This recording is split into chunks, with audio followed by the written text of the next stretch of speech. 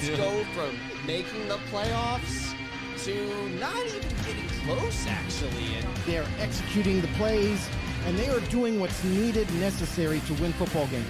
They just didn't show up again. Another team showed up to play with a game plan, executed the game plan, and then the Bills did not. Just a couple of guys, a couple of microphones, and a heck of a lot of no. It's Football on the No with Jim and Joe.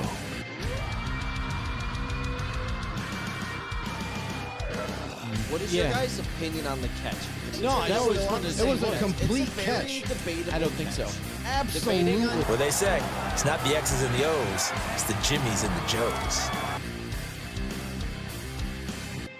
All right, what's going on, everybody? Welcome to another episode of Football on the No. I am Jim McPhee. We've got Cody over there in the corner, and of course, alongside of me is Mr. Joe DeCapita. What's going on, Odos? Welcome back for another edition. And yeah, you guessed it. You can see the title above. It's the 2023 NFL Mock Draft. The know-it-all draft, if you will. The long-awaited. Welcome We've aboard. been teasing this the whole time. Yes, it's been a while, and we got to this point, and guess what's tomorrow night? That's right. The actual draft is happening. 8 o'clock p.m. tomorrow Eastern. It's going to be exciting, and prepare for surprises because that's what's in store for you.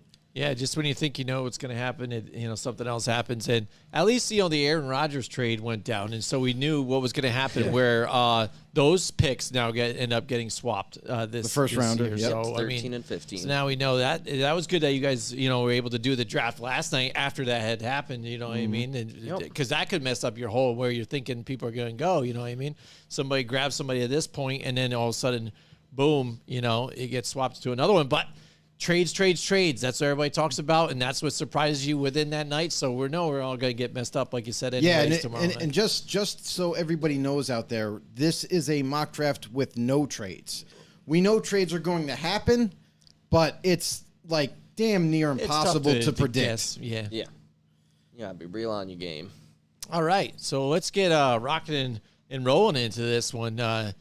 Joe, all right, so you and Cody got together last night and did this whole thing. I was under the weather. I wasn't feeling very good. So you guys ended up doing it together. What you guys did was you went and you modified, and you guys went alternating, picks, right? Yeah. Yep. So one picked one and one picked the other. Cody, you had odds, and Joe, you had evens, right? Yes. All right, here we go. So the NFL draft has started here, and we've got the Carolina Panthers we're on the clock. So, Cody, who did you end up picking here for pick number 1 for the Carolina Panthers? Frank Reich. At Frank pick Reich. 1, we had Mr. Bryce Young. No real shockers coming off here. All the rumors are pointing to Bryce Young right now. He's arguably the most ready quarterback to come in immediately. It's not the guy I would really pick. I'm more of a Stroud fan, but we're trying to be a little accurate, From pick 1, it's probably the only pick we're gonna have right. But yeah, I know, right? Sit Usually back and everybody's doing enjoy number 1. are probably messed up by pick 2 mock draft. We we have to put our GM caps on and try to be in tune with like our war room with whatever team we were given. So Cody goes off with Bryce Young, and honestly, I'm kind of on the same pathway as Cody, though. Bryce Young just have major concerns with his size. I don't know if he's going to have the durability, and if you look back in this past season, he got hit one time in a college football game and didn't get off the turf. Had to leave the game, and that's kind of like the big deal. So at 1, we end up Cody ends up going with Bryce Young here. I can't disagree, but at the same time, for us, I know Cody and I like the concerns for durability and his height. It is a factor. As much as everyone says it's not, it is. All right, we've got Tom Leiter in the house with us tonight. What's going on, Tom? Oh, Tom is hoping and dreaming. Get Jalen Carter to Seattle, please.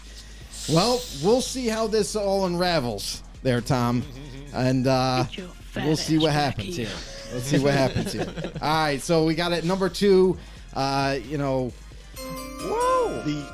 Oh, hey. Prematurely. I don't know what's going on here.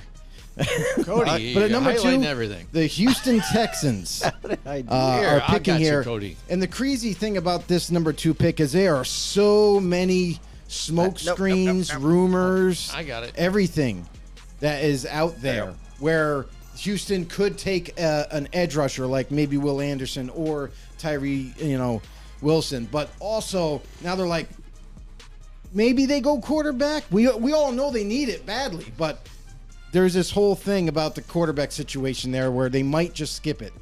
So at number 2, I have the shock of the draft already. Jalen Carter is going to Houston. Oh, you Sorry, already crushed Tom. Tom's dreams already, Dreams are out Joe. by Just pick like 2, that. buddy. And there's a reason for this pick and the way it is.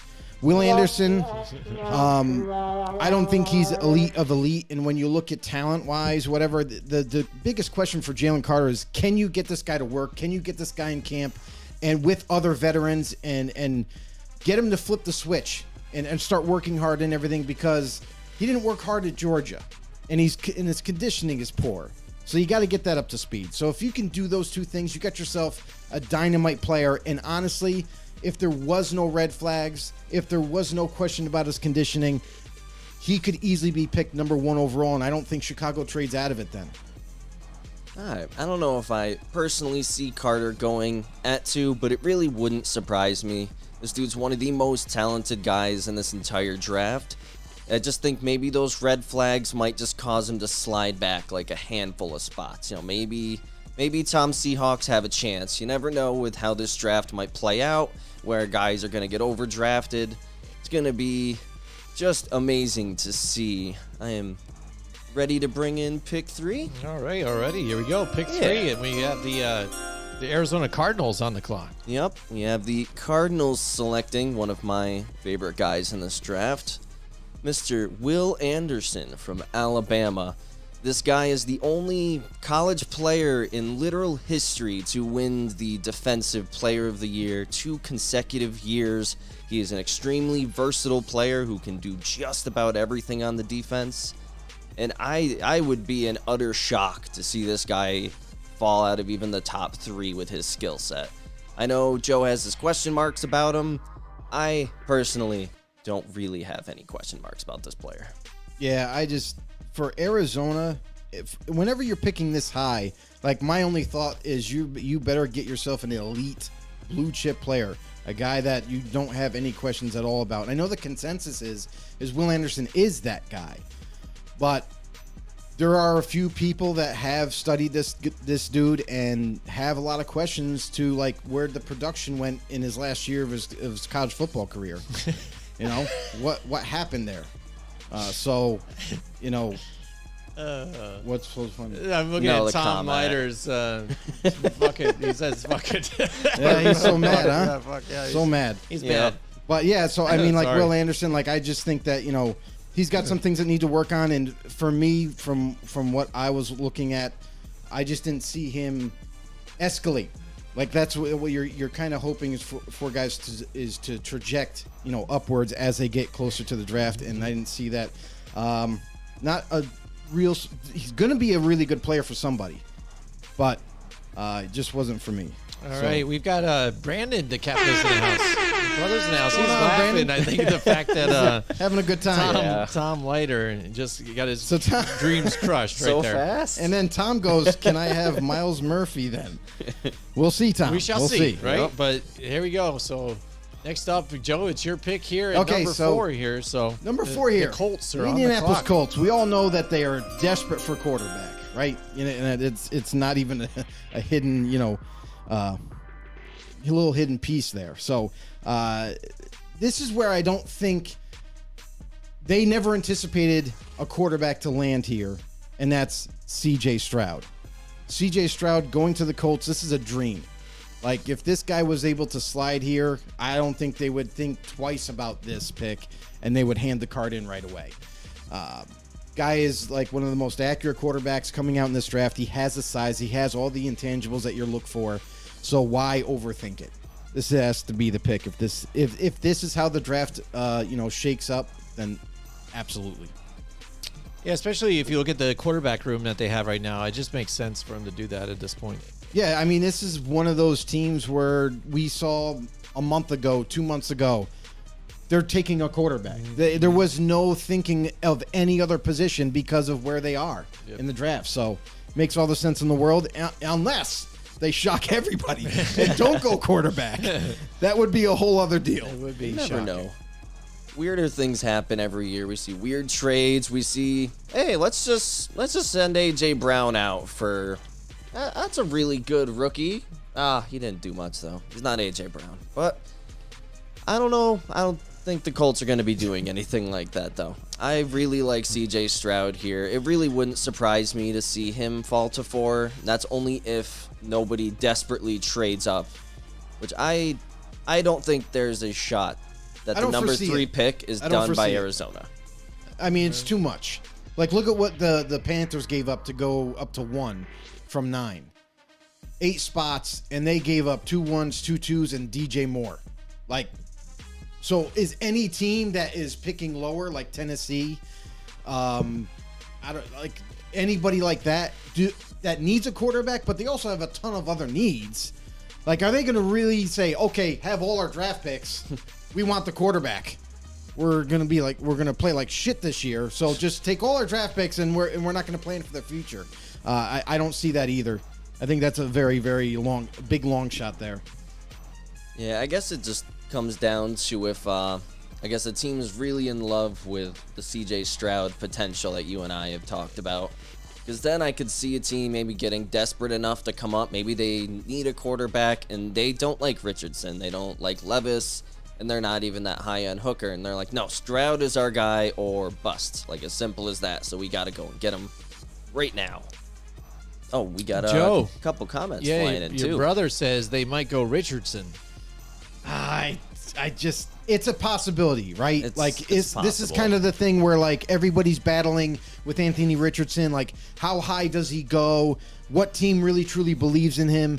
And it's a big question mark because if you're projecting, you're like, yeah, this guy already has physical talent beyond belief, but man, we got to reteach how he can throw. We got to reteach the mechanics, the footwork, everything. You got to start over. And with that, if you're going to do that, which I think you have to, it's going to take time. And how much time do you need? A year, 2 years until he's ready? That's the big question mark, is how fast can he progress and get better as a thrower to kind of like alleviate those concerns.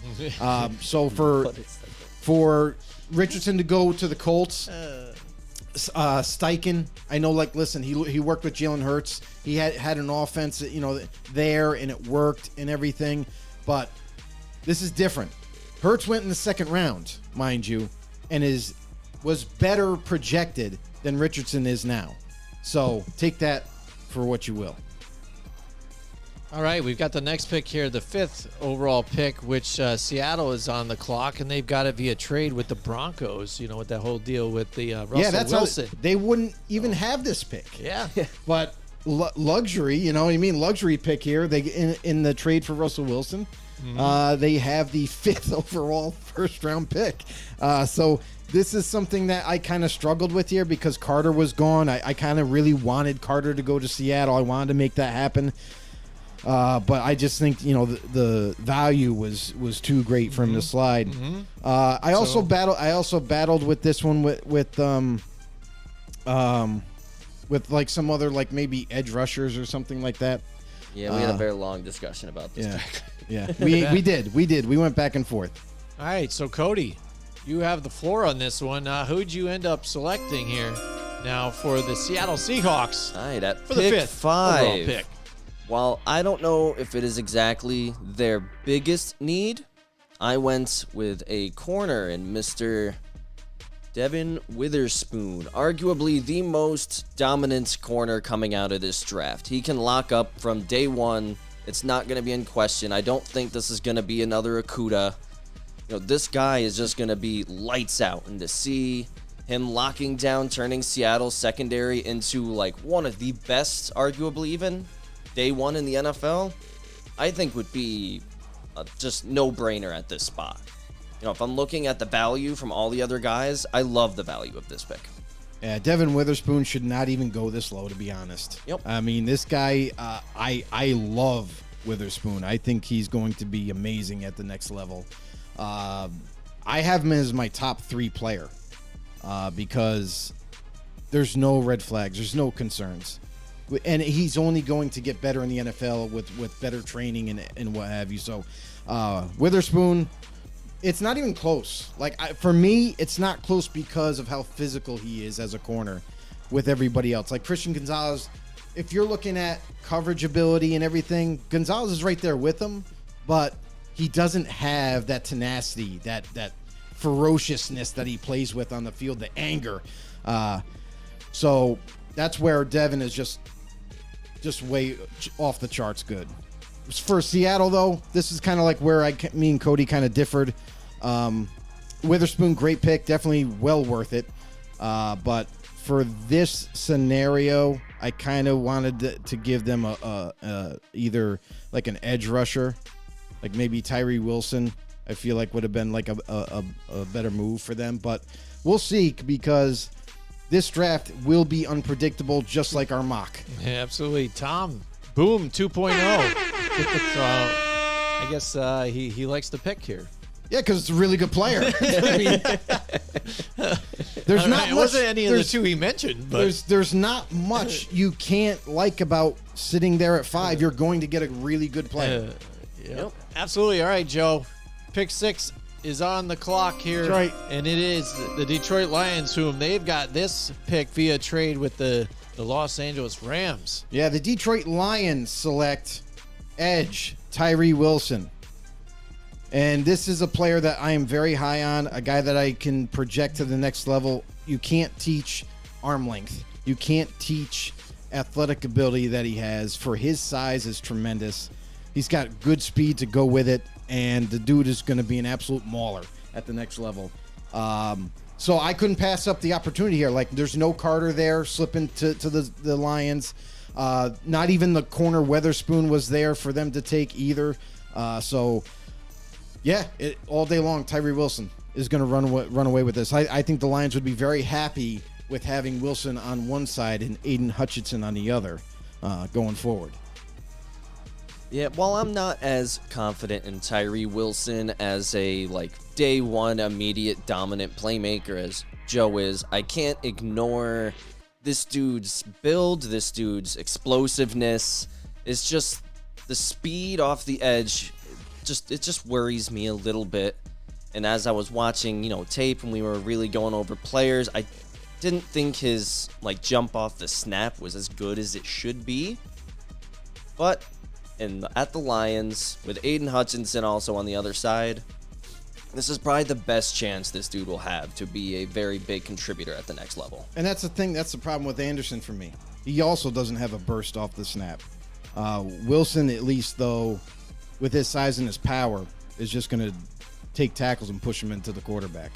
And he's also going to be trained. He does need to learn pass rush moves, but that's easily trainable at the next level. That's all he's going to be doing. And with his bendability and his speed is going to be crazy. That makes sense. I guess with that, I can bring us into pick number 7 with Joe's Raiders.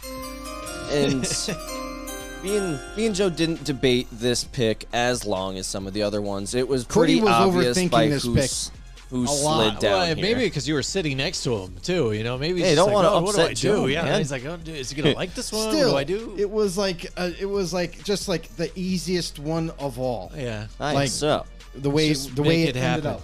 pick Just let it 7, we had Mr. Christian Gonzalez going to the Raiders. Is their secondary is just, if we're being honest, very, very poor. And getting a guy like, And? what's the and? Bad? the whole defense is poor. Oh, yeah. Besides Max Crosby and slot corner Nate That's Hobbs, true. there's nobody. Yeah, but adding Christian Gonzalez will be a very good start in hopefully rebuilding this team once they Keep fire drafting the- defense, Raiders. Yeah, fire GM and the coach so that they can start moving forward again. Yes, please fire them But now. Christian Gonzalez should be a great player at the next level. I hope he is not mishandled. But, at least you're not picking, I guess, a bad player at 7. No, I mean, really good player, well worth the pick. For Gonzalez, for me, like, the only thing that I'm a little bothered by him is you don't see that frustration if he gives up a catch. You don't see any kind of, like, anger if, he screws up a play. And that kind of bothered me a little bit. Like, with Witherspoon, you see that. He's just angry all the time, he's headhunting. He's going for the football. And Gonzalez, I have no question about his coverage ability. It's not that. I just want to see more tenacity in his game to come up and deliver a blow to a running back or something like that. That's my only knock on him. Makes sense. All right, Joe, you want to bring us into pick 8? Pick 8. We got the Atlanta Falcons. Yes, brother. I have your pick in mind. And you might not like it.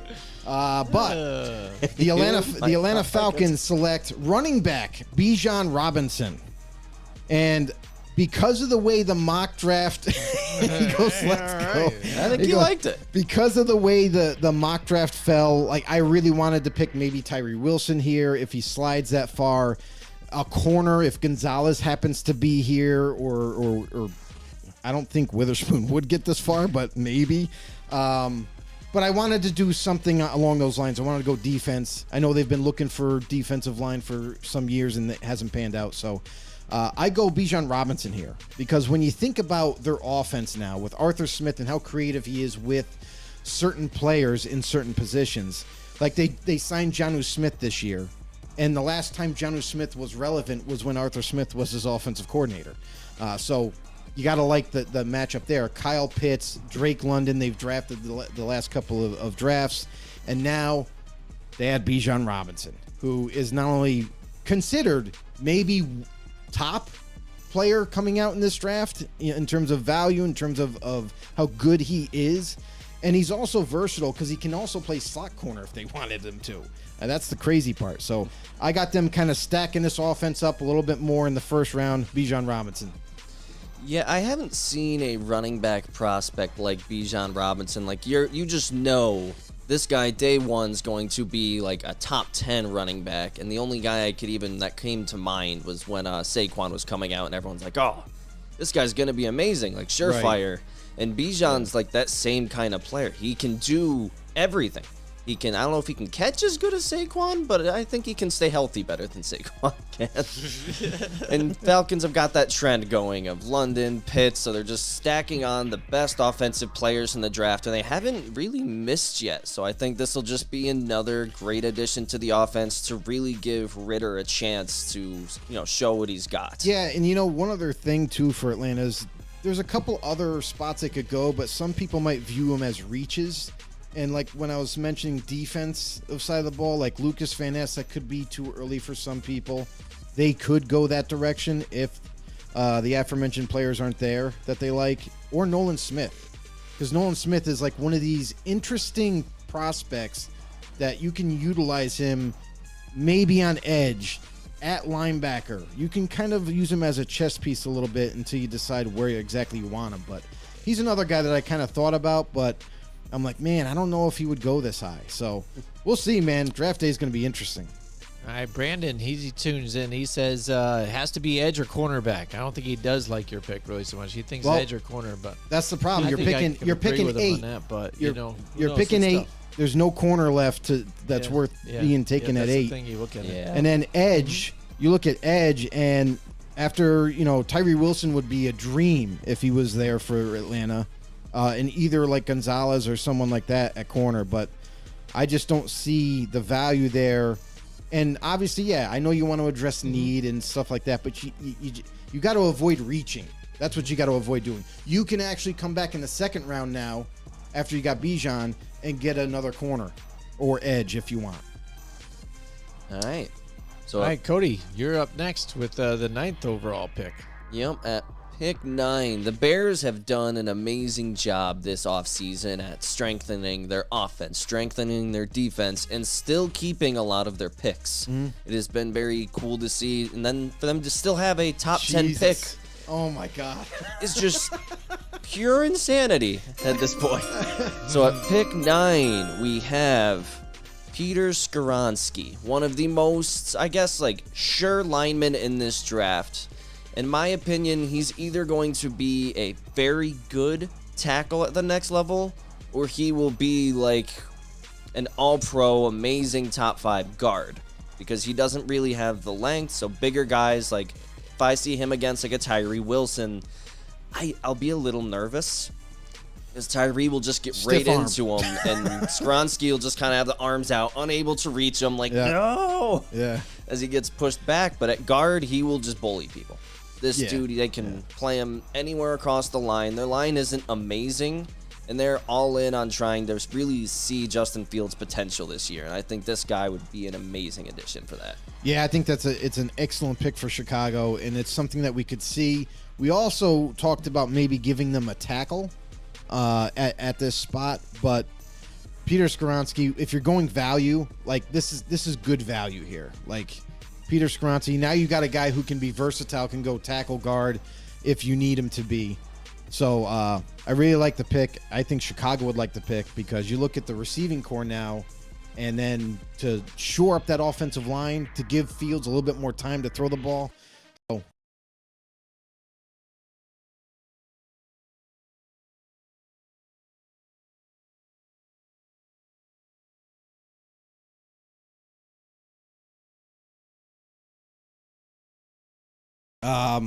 guy that we just talked about a little bit earlier, definitely kind of versatile player. He can play edge. He could play maybe off edge at linebacker and rush off the edge for them. To be part of that rotation would be absolutely insane.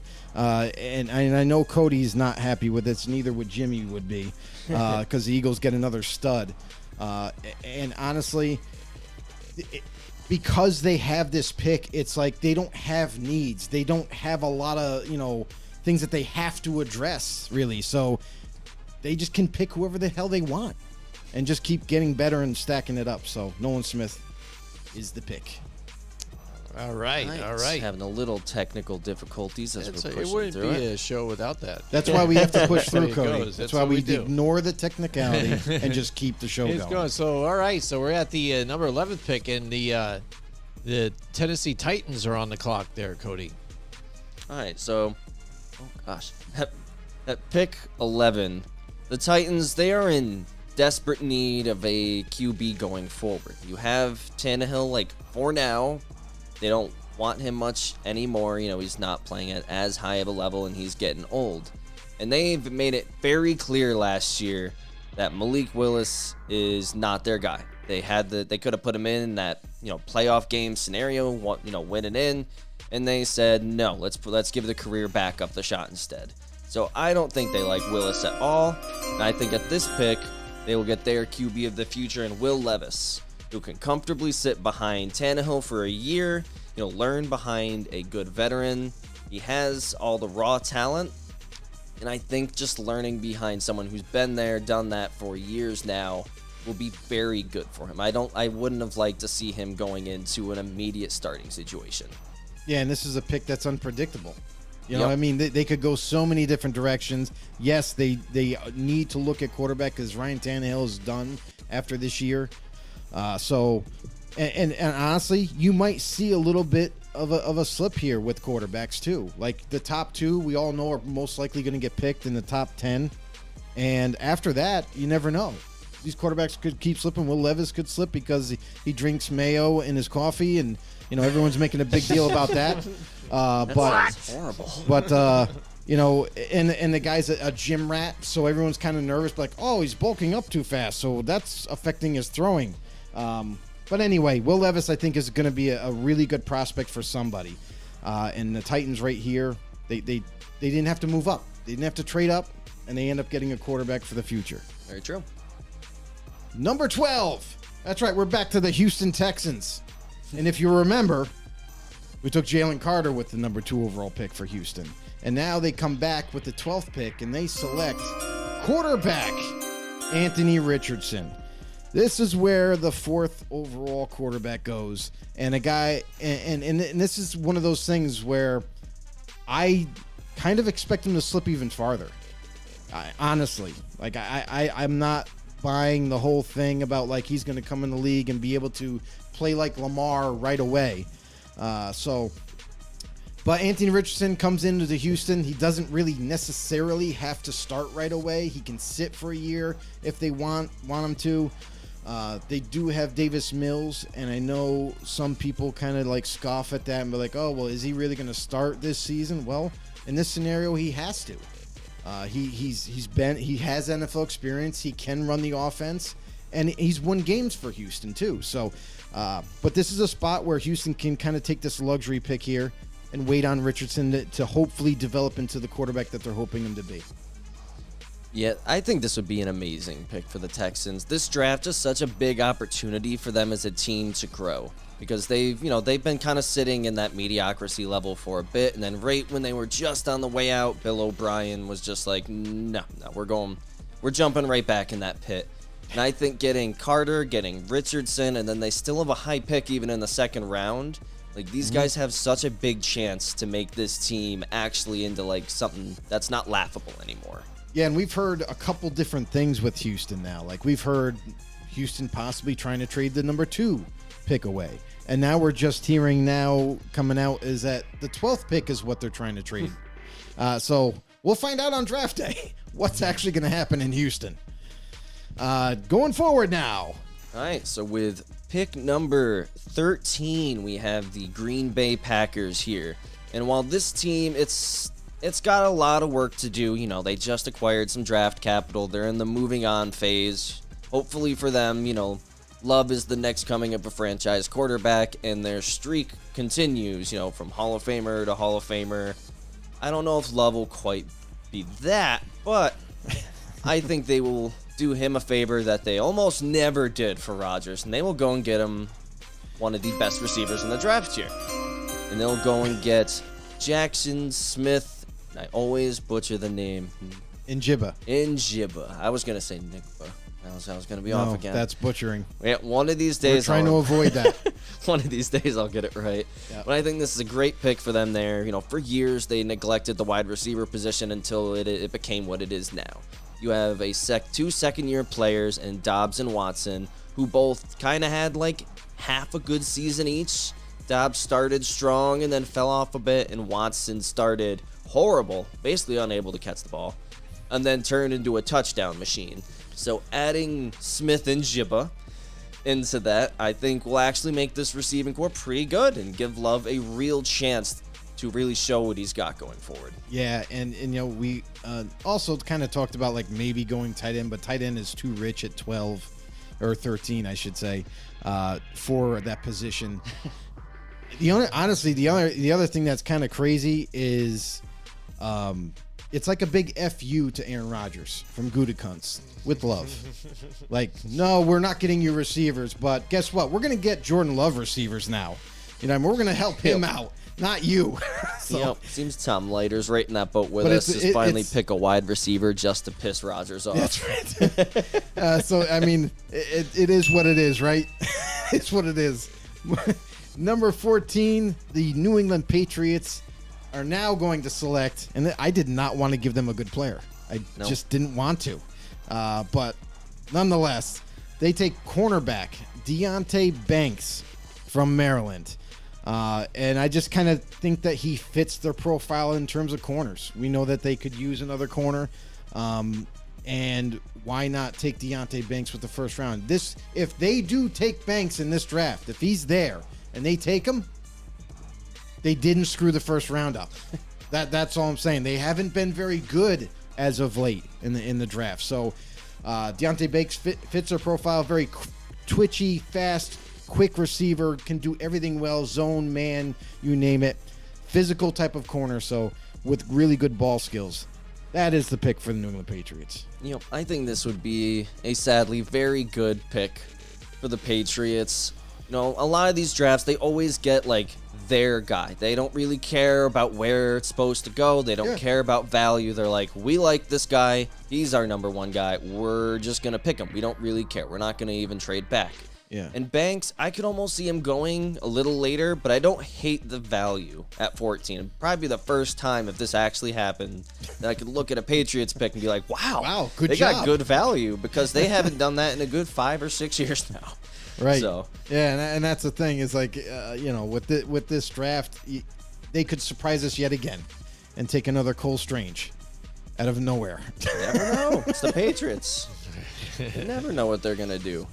So with that, I'll bring us right into pick number 15. We had the New York Jets, who they already got there if he stays healthy. Good tackle on the left side with Mr. Becton, but they need someone to come in and get the other side. They don't really have another tackle as of right now, and you know how they are. They like their bigger guys, they like their scarier guys, and they go with my favorite tackle in this draft, Mr. Broderick Jones. One of the best pass protectors in all of college football last season, and I don't think he's even going to miss a step coming into the next level. I almost would have wanted him to go higher, but not a lot of teams are looking for tackles that are super high up, and there's more, I guess, cool or flashy prospects in the top 14. Right. And that's the interesting thing about this draft, about any draft, is that all these teams have different ratings on these players than any one other team. Like, they're all different. Their draft boards are so different from each other and so different from all of our so-called mock drafts. We're guessing at this, and they might have someone really high where we're like, I don't have him as a first round pick. You know what I mean? Yep. Like, we're going to probably see that. And once they fall in love with a prospect, or they believe maybe it's a scheme fit over value, that's how they get pushed up. So, I think that's another good pick. Broderick Jones, I see him as one of the best tackles coming out. And, the other thing, too, is you think about the Jets and their injuries. That's a key thing is injuries. Mekhi Becton has never been healthy all year. Yep. Ever since he's entered the league. Max Mitchell gets his chance first time in the league and gets injured again. You know what I mean? So it's like these tackles are not working out. Why not just throw a dart and go for another tackle? Makes a lot of sense. Right. Yep. Tom Later agrees with you guys out here, too. He said tackle, and they need to protect old man Rogers. That's right. Work on it. Work on it. I think he's predicted 2 of our picks in a row now. I didn't see when they came in, but I assume he was a little ahead of us. Yeah. With wide receiver and tackle. Yeah. And get a third one in a row is the question. Ooh. Number 16, the Washington Commanders now are picking, and they select safety Brian Branch. I tried to look at like different things, and something just came up like tonight that I just kind of saw. They are not exercising the 5th-year option of Chase Young. Yep. So at that point, because this kind of changed the mock draft, this is how it's going to like flow, right? If this happens now it changes everything tomorrow night, because now if Lucas Van Ness is here, he could kind of fill that role. He could be a pick now right here, because now they're going to need him for the future. But I got Brian Branch going right here. I think not only is it a need, but the value is there for Branch. I think some people are going to be surprised on how high Branch might go, because he's a versatile safety that can cover man-to-man if you need him to as a slot, or he can play back at safety in that, that roam role. And he's just a really, really good prospect. I have him as my number 1 safety coming out, and I think it just makes all the sense in the world for Washington to go that direction. This is a very good pick for Washington here. As much as I don't want to see a lot of the NFC East teams, making good picks, and I genuinely don't want to see a player like Brian Branch hitting my receivers over the middle. Like, we've had too many injuries. We don't need a guy who almost looks like the next coming of like a Cam Chancellor or something back there at safety. This dude hits like a Tonka truck, and he can cover better than Cam ever could. Like, this dude is terrifying. And I genuinely hope the Commanders do not end up with him. But I also could definitely see the, Van Ness going here. He's got the flexibility and strength to even still play on the line if they want him, Young, and Sweat out there at the same time. They have tons of linemen. Yeah, on that team. even Miles Murphy could be in this. It's very true. Just a versatile lineman. All right, so that'll bring us into pick number 17. We have the Pittsburgh Steelers. And we have them going with offensive tackle Darnell Wright. So these guys, they've made it very clear that Pickett's going to be their guy going forward. They already like the weapons around him, so I don't foresee them trying to rock the boat with that. But they want to give him more time and really allow him to really develop and get through his progressions and all that. You know, he's got his Pickens, he's got Deontay Johnson, he's got his guys, and I think even Freiermuth's still there. I don't believe he went anywhere. No, they developed a lot of he's chemistry still under rookie late contract. season. Yeah.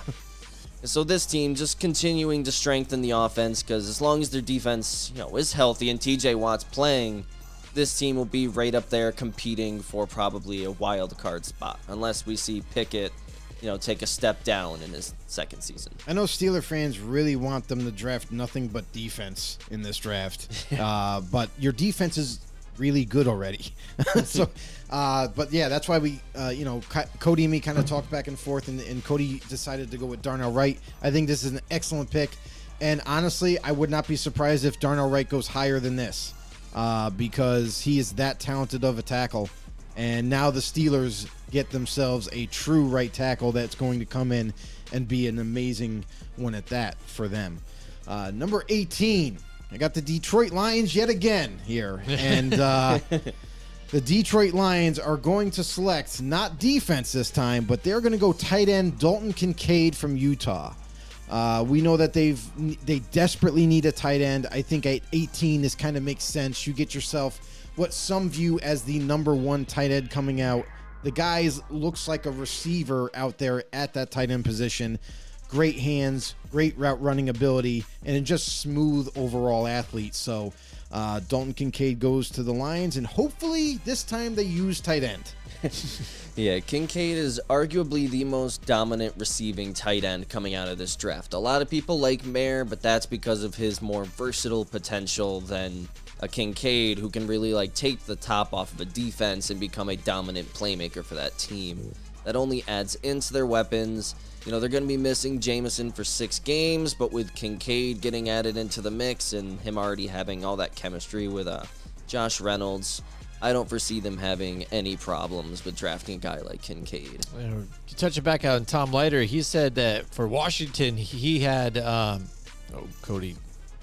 Oh, sorry. Yep. Didn't mean to pan off. There you go. That's right. He had Washington picking Drew Sanders, outside linebacker. So that's what he thought. Maybe we'll see what happens. Again, the draft is unpredictable, so you never know. And then he says the Lions need a corner bad as Vegas does. I disagree.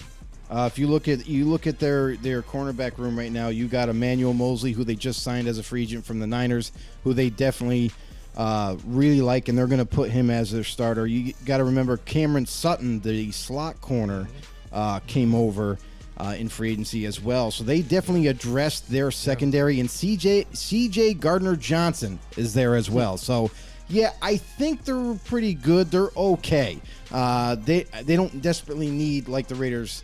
Tom, if you look at the depth chart of the Raiders, they don't have anybody. Pretty depressing. Yeah, it is depressing. That's why I'm not watching them.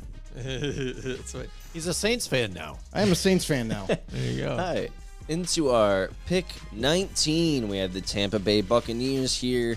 And this is where we finally have Mr. Myles Murphy coming off the board, as we've seen him mentioned a handful of times in the comments. This is a very versatile player who could either play edge, he can play interior, and he has that college production all over. He's shown he can stop the run. He's shown he can rush.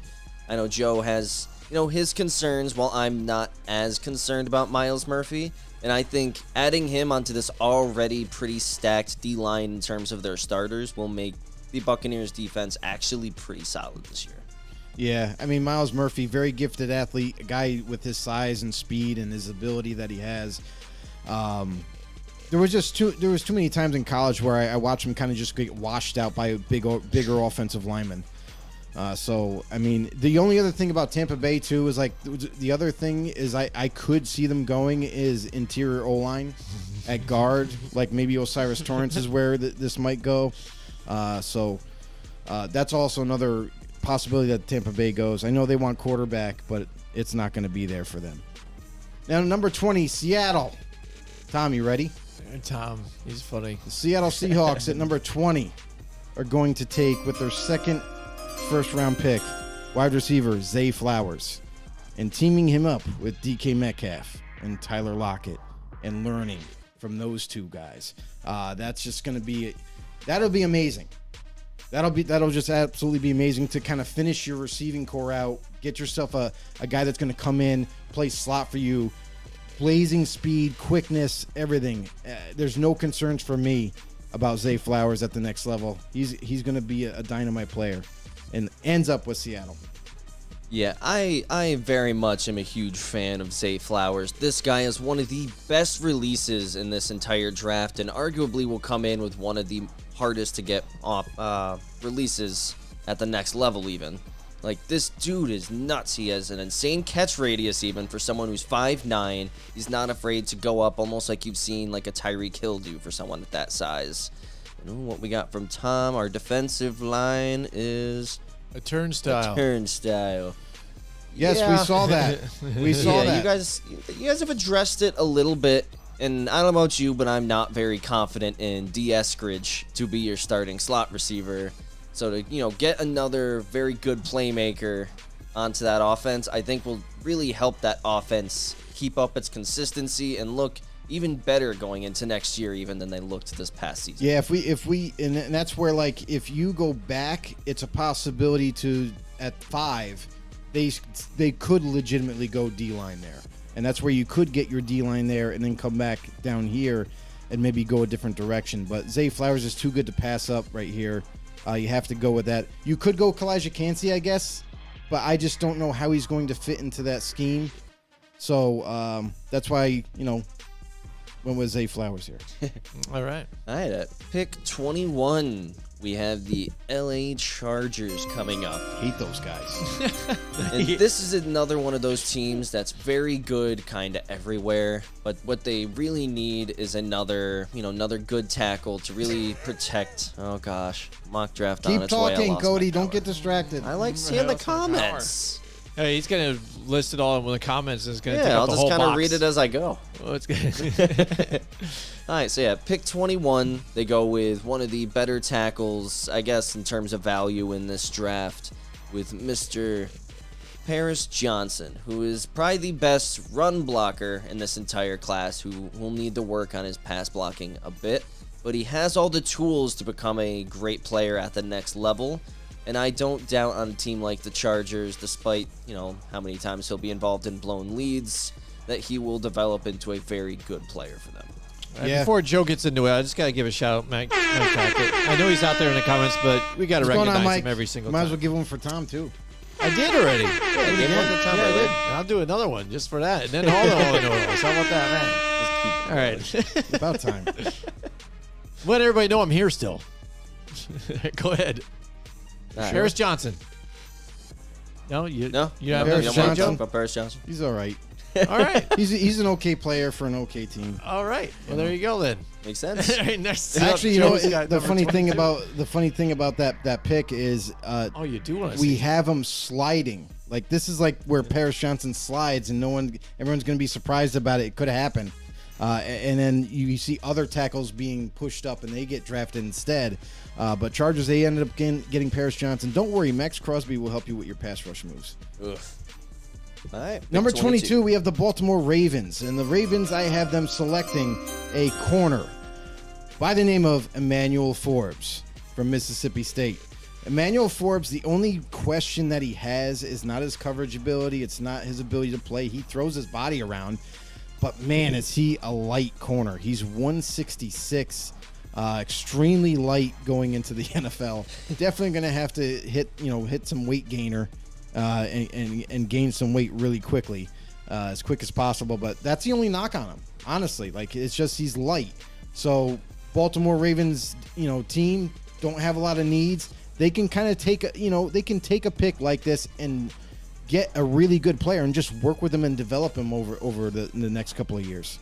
Yeah, I'm a huge fan of Forbes here. We all know when we talked about our prospects, I was very high on Forbes. I love his ball skills. I love his physicality when without, like the Joey Porter backfires of pass interferences. I mean, yeah, you can knock the size, but there are, we're seeing a lot of smaller corners come into the league. People were knocking Sauce for how skinny he was coming in, and, Sauce locked it up, and I think Forbes is going to be one of those guys that he's still going to lock it up. He'll gain a little bit of weight, but I think Forbes is going to be locked down at the next level. Yeah, the problem with Forbes is he's extremely light. It's Yeah, not he even makes- like he's Sauce even Gardner. smaller than Gardner It's not was. like Sauce Gardner light. This is like 30. He needs 30 pounds put on this dude to get him up to par. I worry about him getting kind of like, how like receivers when they kind of do that little nudge move, Yeah. where they go to break and they give him a little nudge on the hip. He might just fly into the stands. That's what I'm Feather worried in the about. wind. Yeah. Whee! All right. All right. So next at our pick 23, we have the Minnesota Vikings addressing their pretty big needs on their defensive line with D tackle Kalijah Cansey, who can also bounce to the edge when needed. This is a team where their D-line needs a lot of work. They don't have much in terms of edge rushers. They don't have much in terms of interior linemen. And I think with Kalijah Cansey's ability to be versatile, that this will just be a very good pick for them here. And I think it'll be a guy who can come in and make a huge difference for them day one. Tom Leiter just dropped in a comment, and he had something to say about Emmanuel Forbes, and said that DK Metcalf is gonna, break him if they ever meet up. So, Emmanuel, hit the gym, buddy. You're gonna need it. Gotta get ready. All right. Now we have at number Thanks, earlier, 24, rolling right through. Jacksonville Jaguars are now on the clock. As much as I wanted Brian Branch to be here for the Jags, it would have been such a perfect pick. But not there. So got to go a different direction. So I've been hearing a lot about this player kind of rising up boards as we get closer to the draft. And they do need, this is a need, and value would be here at 24. D tackle Mozzie Smith from Michigan. Guy's kind of been soaring up the boards as of late, and because there's a lack of D tackles at a high end, in terms of value. So I feel like he's another one of these guys that are just being subjected to being pushed up the board, going to be what was seen as a second round pick all along, and now all of a sudden maybe he could be in the bottom tier of the first round. So this is a pick that makes sense for the Jaguars. They need it. Fills a big void there for the Jags. Yeah, I think this is just a very good value pick, because once you start getting into, it's like 20 and back, you have to start being like, all right, our next pick isn't going to be for a little bit. We got to get our guy that's in that like late first, early second that we really like. And I think Mozzie Smith has a chance to be a very good player at the next level. He's shown the ability to pass rush, and he's shown the ability to help against the run. And I think that versatility will really help him, be a very contributing player at the next level. And at pick 25, we have what would be kind of like a dream scenario, in my opinion, for the New York Giants here at guard, Mr. Osiris Torrance. And the Giants, we all know years ago, they missed hardcore on a prospect like Zach Martin. And I'm like, I really hope we don't do that again, because Osiris Torrance, I'm still not over the giving up 0 sacks in his entire collegiate career. As bonkers, this dude's huge, and he's just going to be a huge upgrade for us. I'm not sold on a lot of our interior at all. I think it's a little high for us to go with the John Michael Schmitz. Maybe we can still get a center later on in the draft. But Torrance here, lights out. You will see me like raising a drink and partying in some video if that's who we draft. That's a huge bitch. And that's the thing too, is like it makes all the sense in the world. This is like one of the drafts where they're picking at 25. Interior offensive line is such a huge need. If Osiris Torrance is there, it's like a no-brainer. Or even, like you mentioned, John Michael Schmitz is not even he's a no-brainer too. Yep. Because he's versatile as well. Like he could play center or guard. So whatever way they go, Cody and Jimmy, let's hope that they do the right thing. Yep. Don't make us sad. We're always hoping they do the right thing. Yeah, or else you're going to see another reaction like we have in our opener. Yep. That's right, The in our hands on intro. the head in shock. And now the dreaded Cowboys are up at 26. By the way, we're going to be at Hooters watching that and chilling out. What are you guys doing for the draft? Are you guys going to be having a party or are you going somewhere? Tom, let us know in the comments. Mike, shout outs. Tom, I hear flights are cheap right now. Yeah. Come join us. Get here by tomorrow. Anyway, the Cowboys picking at 26. Hate this team. But let's see here. What can we do for them? Oh no! We suck again. The Cowboys. Here's the interesting thing. We keep hearing like a lot of like mumbo jumbo about running back. They're gonna go running back if Bijan Robinson slips to 26. They're gonna take him.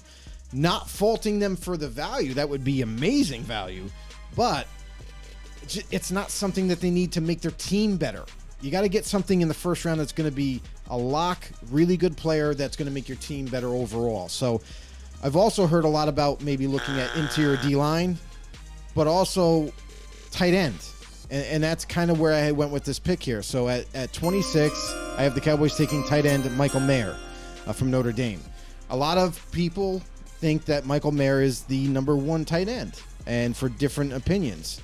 Michael Mayer is a very solid prospect, going to be good, but in the end, we'll see where his career ends up. But right here, it is in Dallas, and unfortunately, has to wear that star on him. Tom is going to go to the casino. He said several ex and present Seahawks players will be there.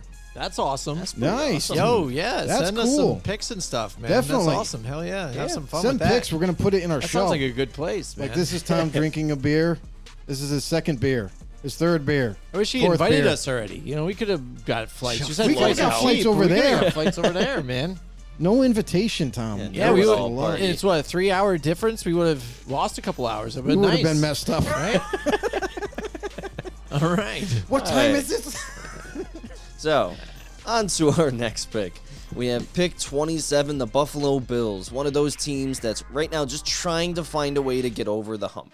They keep getting back to around the same spot. They're so close to the Super Bowl, they can taste it, but they just can't get there. They keep losing right at the finish line.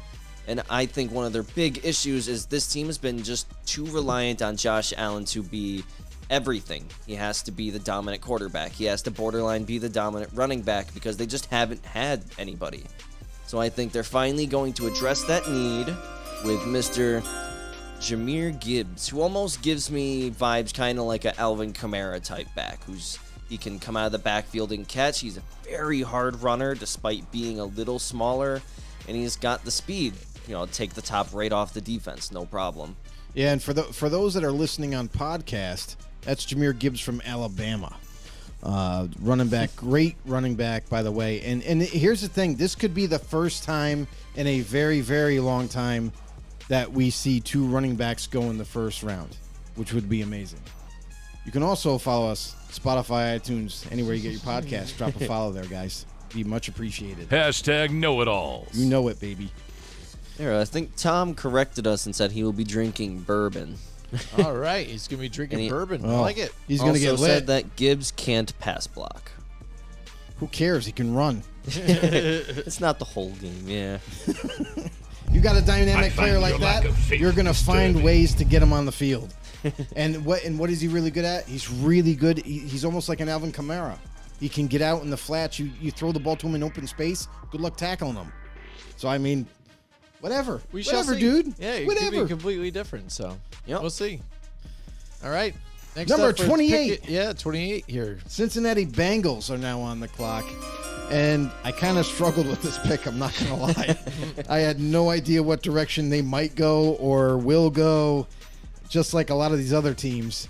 But I was like, you know what? They haven't had a real good tight end, in a while for Joe Burrow to kind of rely on. Yep. And there's a tight end right now that's kind of surging up draft boards, and a guy that I'm not high on, but hey, give what the people want, right? So here goes the Bengals with tight end Sam Laporta from Iowa going to them at 28. A guy that's very versatile, a guy that does everything really well, and sometimes is forgotten about on the football field. So Sam Laporta is the man. Well, it's funny, too, because when we were talking about needs and things like that, tight end did pop up because we had talked about, not really having somebody there at that spot since, the last couple that they have through there. So fitting in nicely, if the draft lays out the way you guys have planned it, that'd be nice for them. It's not. We're going to get all our... I know. Except Most for, cities are going to be wrong. Except for maybe the That's first the pick. The best bet, prop bets are probably, what's the prop bet on what round?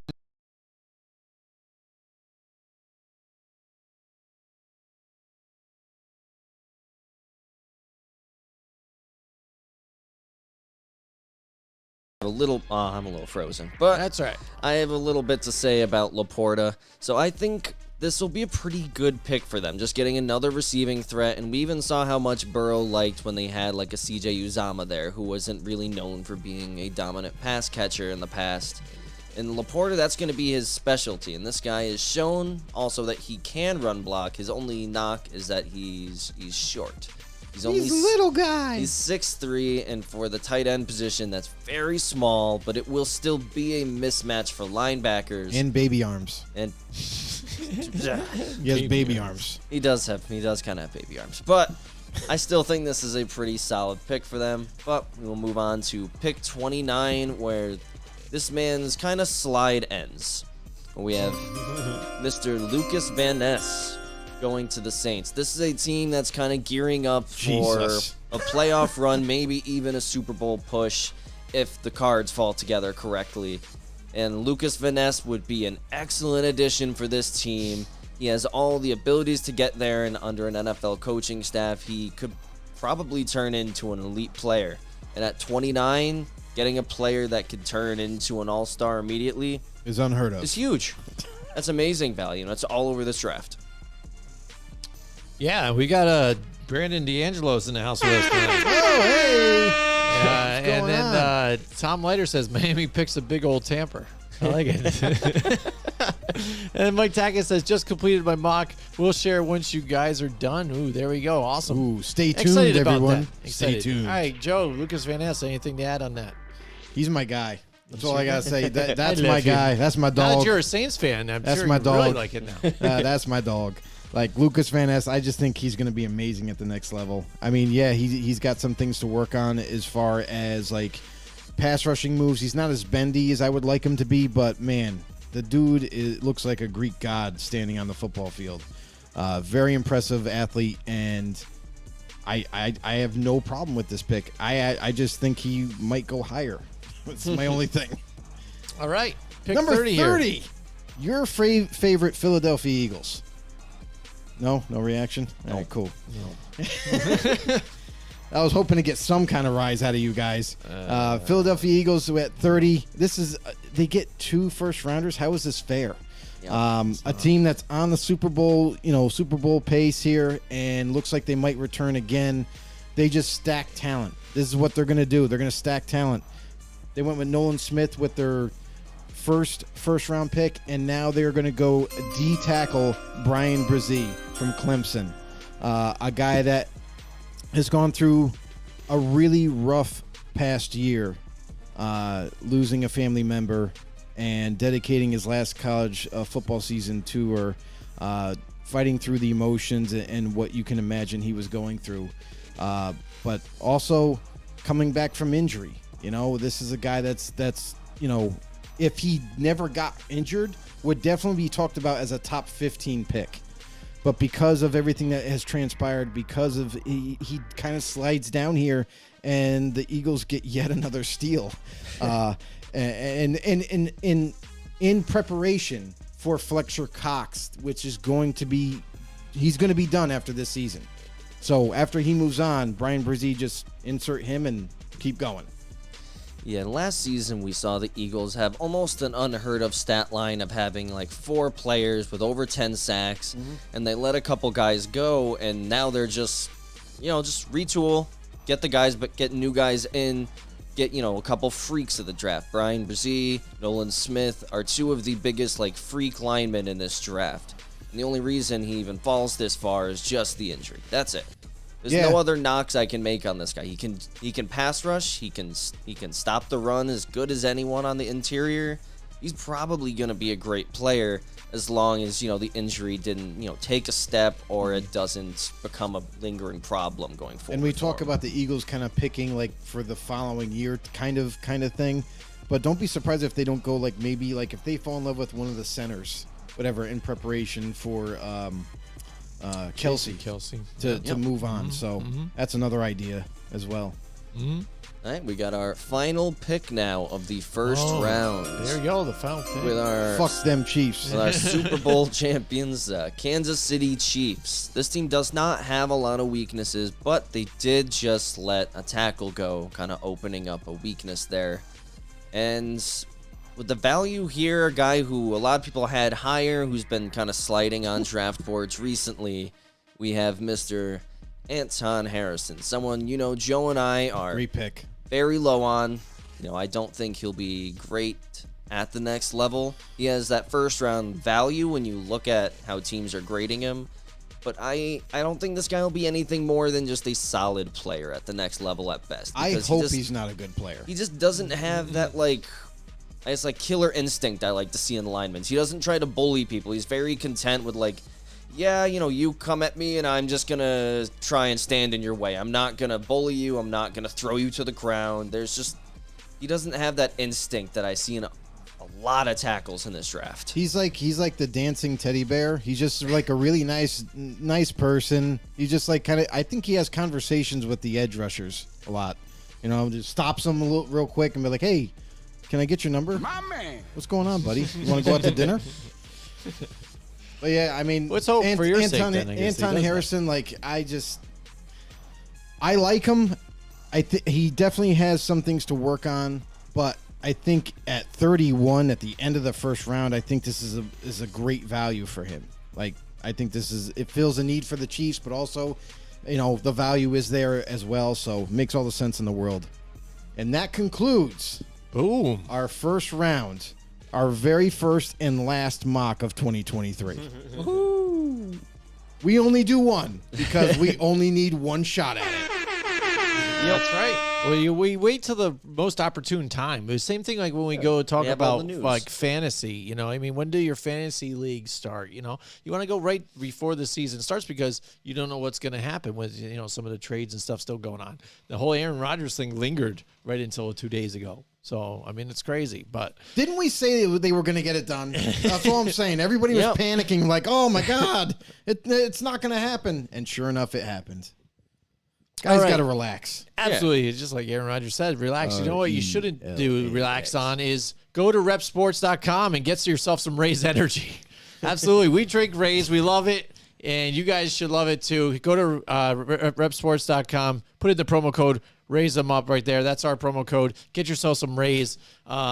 It's super great. Just so you guys know, if you do that and you order a case of Raise, even just to try out, they have sample packs and what have you, but try them out. Really, it's one of the healthier energy drinks that I found, and they're made in the USA, right out of Florida. Yeah, absolutely. And it's Mike delicious. Tackett, you should know them. Mm-hmm. They're right down there for you. Absolutely. So there you go. That's the mock draft. Have fun tomorrow night. We are too, and we'll see you guys next time. Get drunk. Join us next week from 8 till 10 Wednesday night for more Football on the Know with Jim and Joe.